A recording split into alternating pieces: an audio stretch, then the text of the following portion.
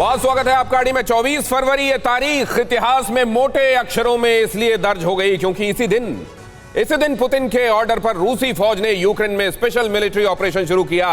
रूस ने यूक्रेनी शहरों पर ताबड़तोड़ हमले शुरू कर दिए। सबको लगा कि ऑपरेशन 6 या 7 दिनों में खत्म हो जाएगा, लेकिन 6 महीने बाद भी इस रात की सुबह नहीं हुई है और यह ऑपरेशन जंग में तब्दील हो गया। नमस्कार, मैं हूं दिनेश गौतम।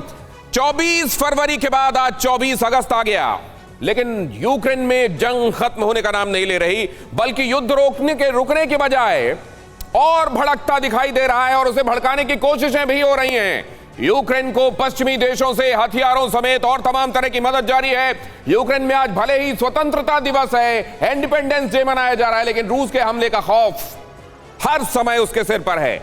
आज की अड़ी में हम बात करेंगे पुतिन और 24 इंडिपेंडेंस डे। आज की तारीख अगस्त 24 और 24 फरवरी को ही यह युद्ध शुरू हुआ था। 24 this number is very significant जब रूस और यूक्रेन की बात होती है। और पुतिन जितने अनप्रेडिक्टेबल हैं, क्या दुनिया ने अज्यूम किया था कि आखिरकार पुतिन हमला बोल देंगे? और क्या यह अज्यूम किया था कि 6 दिन जिस जंग के बारे में अधिकतम माने जा रहे हैं वो 6 महीने तक भी शांत नहीं होगी? बहरहाल यह हर कोई जानता है कि जंग से कुछ हासिल नहीं होने वाला। इंसान तो इंसान, जानवर भी युद्ध के अंगारे में अपनी जान गंवा बैठे हैं। हमारे साथ चर्चा के लिए स्टूडियो में खास मेहमान होंगे। क्या खोया क्या पाया इन 6 महीनों में रूस या यूक्रेन ने या पूरी दुनिया ने, और आगे क्या होने वाला है, इस पर होगी बातचीत। हमारे साथ जुड़ रहे हैं खास मेहमान, लेकिन शो की शुरुआत इस बड़ी खबर के साथ। यूक्रेन पर रूसी हमले के 6 महीने पूरे, 6 महीने बाद भी यूक्रेन नहीं जीत पाया। रूस 6 महीने लंबी जंग से बेहद खफा। राष्ट्रपति पुतिन यूक्रेन पर बड़े हमले की तैयारी में। राष्ट्रपति पुतिन यूक्रेन पर इंडिपेंडेंस डे के मौके पर हो सकता है बड़ा हमला। खुद यूक्रेन के भीतर इस बात को लेकर चिंता, लेकिन ज़ेलेंस्की ने कहा है अगर ऐसा हुआ तो करारा जवाब देंगे। अमेरिका ने भी अपने नागरिकों से यूक्रेन छोड़ देने के लिए कहा है, क्योंकि इस दौरान कई जगहों पर रूस की तरफ से हमले बोले जा सकते हैं। कई शहरों में ऐसा वहां के इंटेलिजेंस को जानकारी मिली है।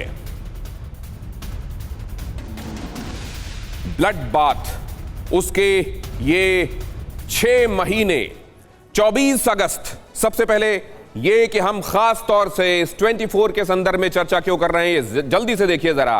पहला तो ये कि बाइडेन ने यूक्रेन को $3 बिलियन की मदद का ऐलान कर दिया, और ये अमेरिका इस तरीके से युद्ध को और लंबा चलने देने के लिए, इसको एक फ्रोजन कॉन्फ्लिक्ट में बदल जाने के लिए एक मौका दे रहे हैं, या यूक्रेन को इसलिए मजबूत किया जा रहा है ताकि डेमोक्रेसी जिंदाबाद रहे।